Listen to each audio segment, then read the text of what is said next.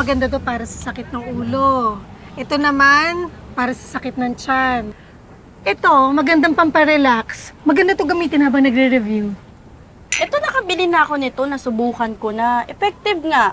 Nawala yung antok ko. Nawala rin yung migraine ko. O, diba? Mukhang okay yan ah. Gayo ma, meron ka? Sorry, wala akong ganon. Pero ito, maganda to sa sakit ng ulo kasi may tuba-tuba ito. Meron akong dalang sample kung gusto mo. Libre to. Minsan delayed ako. Anong gamot para doon? Teka. Ito, pwede to. Thank you.